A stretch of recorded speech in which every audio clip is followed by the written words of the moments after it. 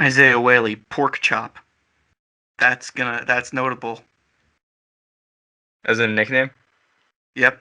All right, I'm ready to go now. That got me excited. That was a nice move by Pipkins, taking it right to the rack himself. Wide open three, left wing, and it's good. Nylon, the dunk likes that, Matt. A three from the right side, and it's good! Lawan Pipkins, the man, yet again.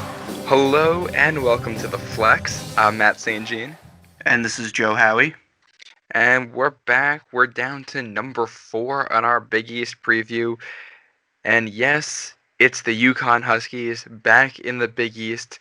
I'll take a second here. We'll have a moment of silence so everybody can get their booing out that UConn's back after everything. We'll just give you a second to get all that rage and anger out. Boo. Alright, now that we've got that out, it's time to welcome UConn back to the conference. It's not a popular decision for all the fans, but at the end of the day, they are here. So let's get up to speed on what we've missed with UConn basketball. Obviously, the Huskies left after 2013. They were unhappy with the Big East. They decided they wanted to be a football school, which, I don't know, Joe, did that work out for them, being a football school? Nope. Not at all. So here they are, back in the Big East. Things seemed good for them right when they left. They formed the American Athletic Conference, got a whole bunch of schools from all around the eastern United States. And in that first year, they were able to win a national championship as a 7 seed, going through Villanova on the way. So a real rough moment to start out for the Big East there when you reform a new conference and somebody from the old conference wins the championship, does it going through you. UConn then made the NCAA tournament in 2015 and in 2016, all under head coach Kevin Ollie, the former player, and then the wheels started to fall off.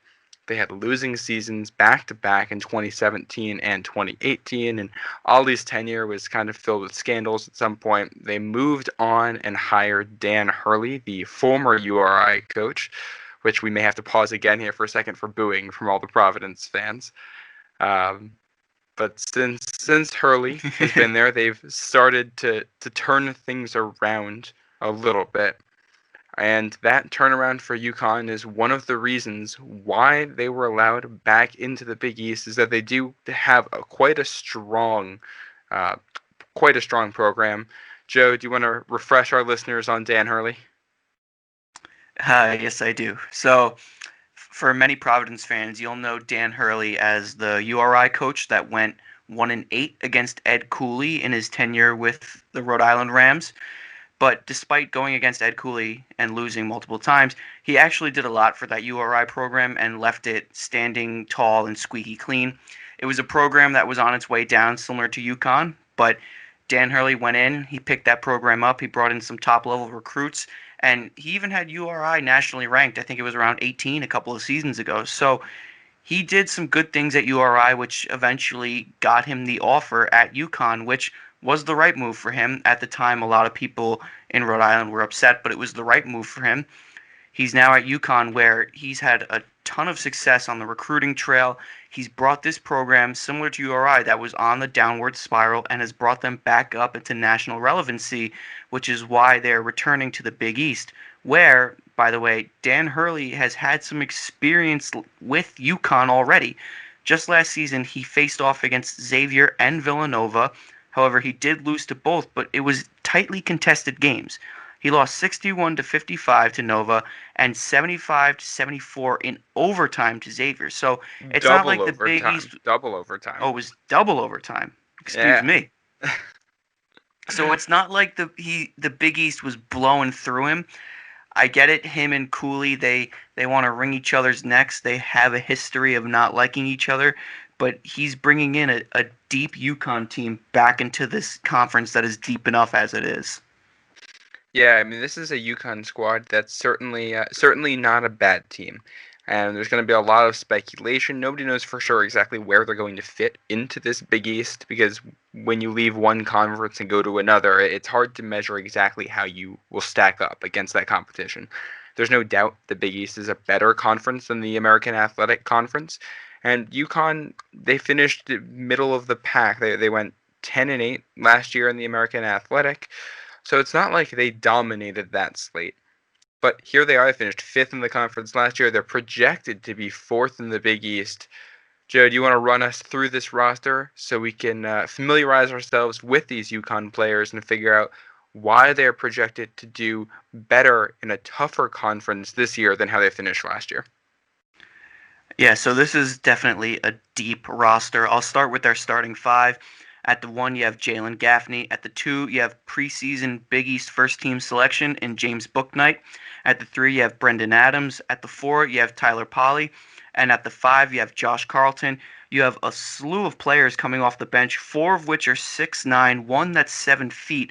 I mean, Matt, this team is deep and they are tall, which is why they're ranked so highly in the preseason rankings. The name that on this roster that sticks out to me, though, is James Bouknight. He is your David Duke for comparison, your Colin Gillespie for comparison, your DJ Carton for comparison, your Charlie Moore for comparison. He is the player that's going to run this UConn offense. He plays the 2, but he's their leading scorer. He's a returner. He's a sophomore. He's the guy that's going to light the fire in this UConn squad. Other than him, I really like their depth at the 4 and the 5. On the roster alone, they have a 6'9" starter in Tyler Polley at the 4 and a 6'11" starter in Josh Carlton at the 5. Not to mention you have Akuka Kook, who denied an offer from Providence in place of UConn, who's 6'9" on the bench. Richie Springs, who's 6'9" on the bench. Javante Brown, who's 7 feet on the bench. Adama Sanogo, I probably chopped that up, who's 6'9" on the bench. Get ready for this one. You have Isaiah Porkchop Whaley, who's 6'9" on the bench. Side note, he has just been added to the first team All Big East names roster. I mean, Porkchop, that's some nickname. That's a good one. There's no weight listed here, but I'm sure he's probably a thick dude, and he's probably a box-out nightmare in the paint. So the first thing that stands out to me is depth. This is not a Seton Hall or a Marquette where you're going to have shorter rotations, a few guys coming off the bench. This is a team where you can have an entire different 5 on the court than the 5 that started, and this depth is what's going to carry them entirely through Big East play. Yeah, and I think it's important to note, like with that projected starting lineup, part of that is Akuka Kook tore his Achilles last year. Nobody's quite sure exactly when he's coming back, but he is at practice. From what we can tell, he's practicing fully. So if he is healthy, then he probably jumps into that starting lineup at either the 4 or the 5. You got a guy like Tyrese Martin, the transfer from URI, who got his waiver when a lot of people weren't expecting him to, is a guy Dan Hurley has familiarity with. Averaged double-digit points at URI. He could be in that starting 5. And a guy like Richie Springs was a highly recruited player who's a redshirt freshman. And from what I've read from the UConn people, they like the development they saw from him when he got to redshirt. And will he start? No. But they think he's probably going to be one of those guys that really will be a significant part of this picture for UConn. And, don't sleep on players that come off the bench either. I know in yesterday's podcast I talked about I like having a shorter bench. That doesn't necessarily mean that I don't like the bench at all, because I think some bench players actually outplay starters. It's all about a different look that you give a different team. I mean, just because Malik White came off the bench for Providence doesn't mean that he was any less significant than Luwan Pipkins. I mean, players that come off the bench have an impact. So Richie Springs, a highly recruited guy, he's going to come in 6'9" and have an impact for UConn. Yeah, and when you talk about recruits, I mean, Dan Hurley is a guy at URI. You're not gonna pull the best talent. The best guys aren't gonna want to go to Kingston, Rhode Island, and play in the A10. Very rarely. Yeah. I mean, it makes you laugh just thinking about it. You're not getting the top guys there. Since Dan Hurley's been at UConn, you look at the last 2 recruiting classes, he has 7 players that are rated in the top 200, 4 of them in the top 100. So you talk about James Bouknight, that's a guy who should be a Big East Player of the Year candidate, if not this year, then down the line. He's only a sophomore. Akuka Kook, part of last year's recruiting class. Again, denied Providence, picked UConn over him. Now that they're in the Big East, that becomes a much bigger deal. There's a guy who's a shot blocker. He can score. He can do everything down low. He's a freak athlete. Should go to the NBA someday. You You also know have what he Richie is? Springs. What is he? Go ahead and say it. He is a matchup nightmare, and There we he is go. one that I am genuinely terrified of. Yeah, I mean, he's one of those guys that he's going to be one of the most athletic players in the Big East, assuming he's fully recovered from that Achilles injury. You've got Richie Springs, who was 161 overall, uh, and he's another really big guy who they've had the time to develop.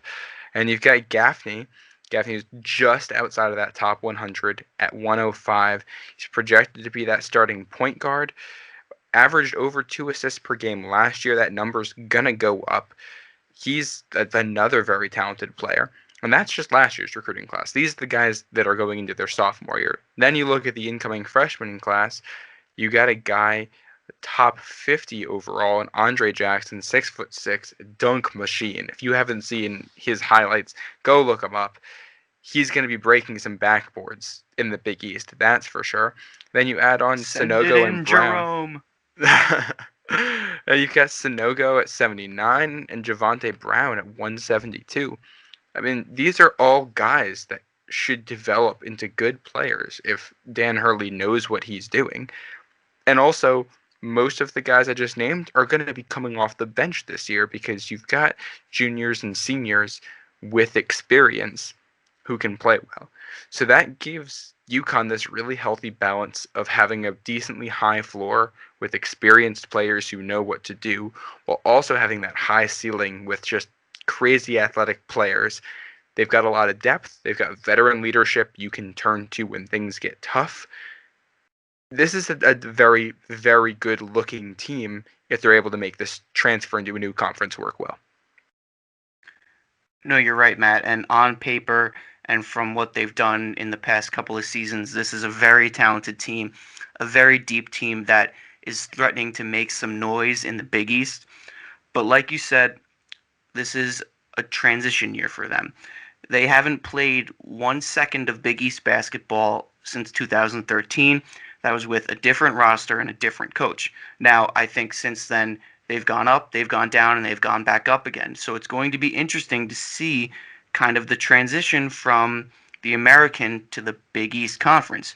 I think specifically you need to talk about the style of play that you're going to see. And I think that they're prepared for it. They've got big, long guys, and the Big East is a physical power conference. But again, you take a beating when you're a Big East player. And it's not like a beating and then you have a few games off. It's night in and night out. Beating, beating, beating. It's a freaking rock fight. And I think UConn is prepared for it. But then again, nothing is going to be set in stone until they tip off in Big East Conference play. Yeah, and that's certainly going to be an exciting moment to see the Huskies back in the Big East, seeing them at that level. I know from a matchup perspective, I'm very intrigued to see how they play against a team like Seton Hall. Seton Hall is probably the biggest team in the Big East right now when it comes to not just how many big guys do you have, but how good are they with Obiagu and Mamu down low. But if UConn develops these guys, Josh Carlton, he might be in that starting lineup. He's 6'11", he's a senior. He'll be graduating. But looking into the future, with Sonogo, Brown, Springs, and Akuk, all very young players who are going to be playing for them, they're all 6'9" or bigger, including Brown, who's a 7-footer. And this is a UConn team that can conceivably put out 3 players that are 6'9" or bigger that can score and do a lot. That's going to eat up a lot of space. It's going to be a team that's very good on defense. It's a team that can match the physicality the Big East brings and potentially exceed it. I mean, as a Providence fan, you look at some of this stuff, and the biggest guy in the roster for the Friars is 6'10" Nate Watson.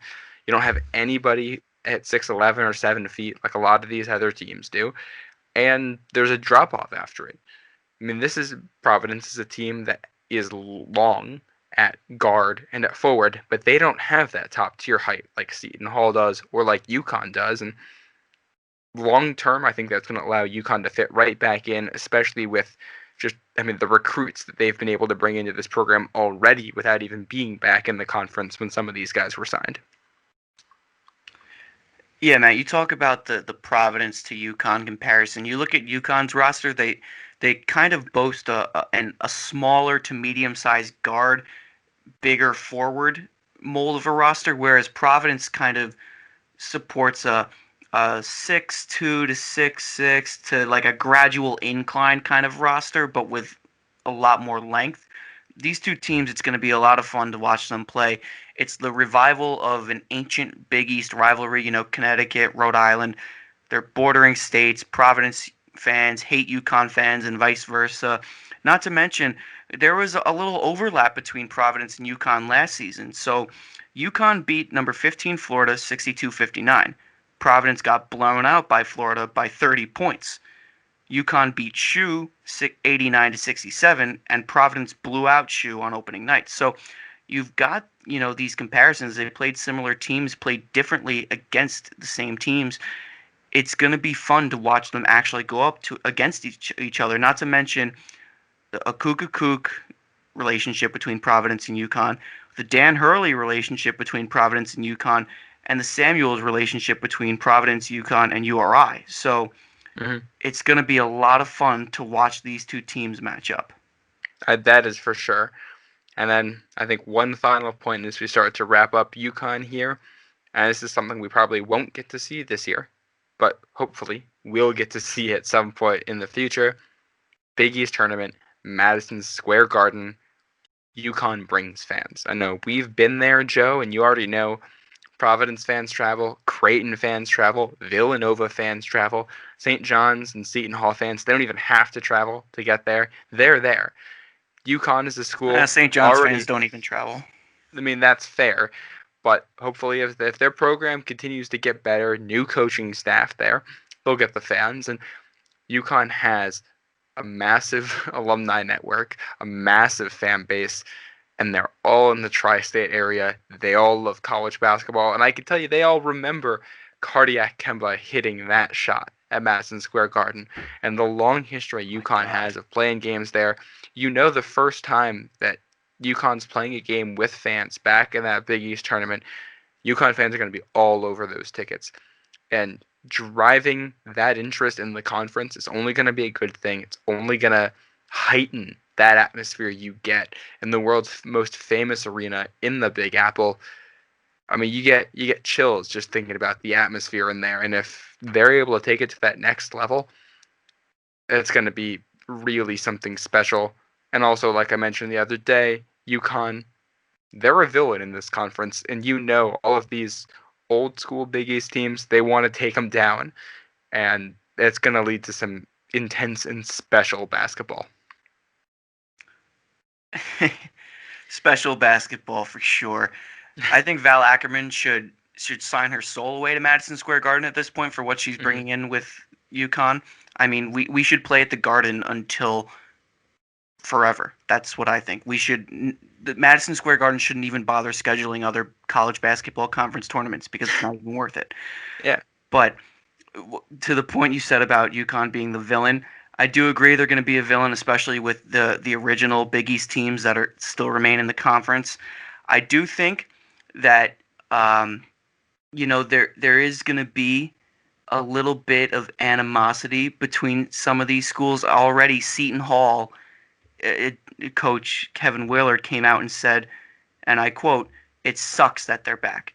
And this came after he found out that Seton Hall was preseason ranked one spot lower than UConn. So already there's some beef between teams and UConn. I mean, it's great for college basketball. It's great for the Big East. The only thing in the media that I don't like is that these ESPN writers are writing that UConn's going to bring back the Big East. Guys, the Big East has been back already. Where have you been the past 6 years? The Big ESPN just realized they made the mistake picking the American Conference over the Big East Conference for broadcasting rights. But now that their darling and neighbor UConn is back, they're back in. Yeah, and you got to start normalizing the phrase "the Power Six." Everyone else does it except ESPN. Yep. So, and I think that was obvious when you look at was it Requiem for the Big East, the 30 for 30 they put out. fantastic quality piece, but also the Oh focus yeah. is clearly, for the most part, on teams that were no longer in the conference at that point. You're talking more about Syracuse, Pitt, and UConn than you are about the schools that have made the conference so great over the last 6 years. Not to mention the conference has reeled in 2 national championships, got a slew of at-large bids, One seed, nationally top Xavier. 25 ranked. Yeah, I mean the accolades go on for this conference, and ESPN continues to turn a blind eye.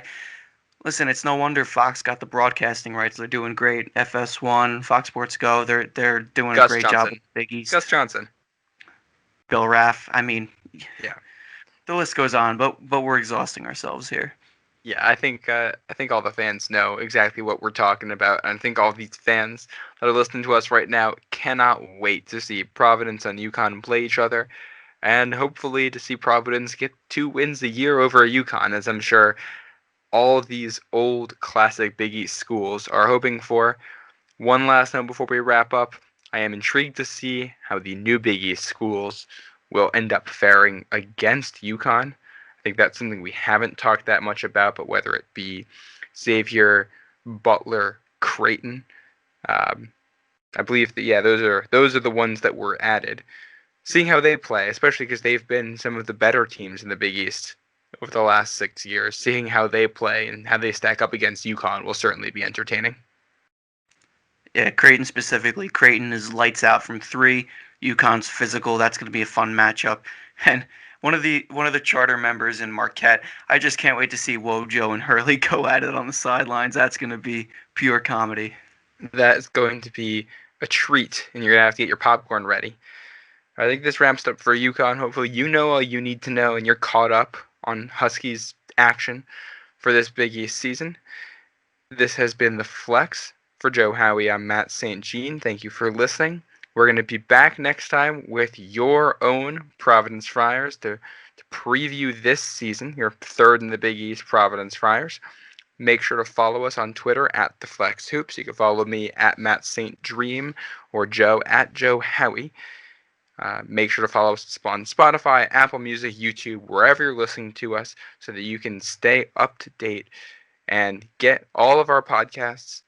We're coming up on the season. We're excited for it. And less than 1 week. Let's do it. Thank you for listening. Go Friars.